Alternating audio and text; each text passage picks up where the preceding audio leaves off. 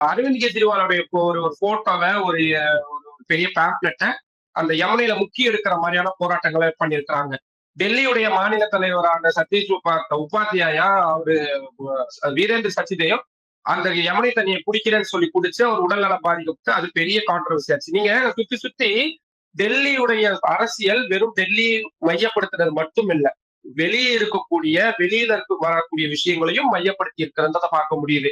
நேற்று ரொம்ப ஷாக்கிங்கான ஒரு ஸ்டேட்மெண்ட்ட டெல்லி முதல்வர் அதிஷி கொடுத்திருக்கிறாங்க. டெல்லி மக்களை ஹரியானா, ஏன்னா யமுனை நமக்கு தெரியும் உத்தரப்பிரதேசம், ஹரியானா இந்த மாதிரி மற்ற மாநிலங்கள் வழியா பாய்ந்து வரக்கூடியது. அப்படி டெல்லிக்குள்ள வரக்கூடிய யமுனை நதியில நிறைய நச்சு பொருட்களை கலந்து ஹரியானா மாநில பாஜக அரசு டெல்லி மக்களை கொல்ல பாக்குறாங்க. இது வந்து நமக்கு நகைப்புக்குரியதா இருக்கலாம். இதெல்லாம் ஏன் இப்படி இல்லாம ஒரு ஸ்டேட்மெண்ட் கொடுப்பாங்க அப்படின்ட்டு. பட் இவங்க 2 பேருமே இவ்வளவு பயங்கரமா லோக்கலா இறங்கி அடிக்கிறாங்க. ஏன்னா அவங்களுக்கு தேவை அந்த இந்துத்துவ வாக்கு, அந்த இந்துக்கள் வாக்கு. ஏன்னா பெரும்பான்மையான இந்துக்கள் வாக்கு அப்படின்றது ரொம்ப முக்கியம்.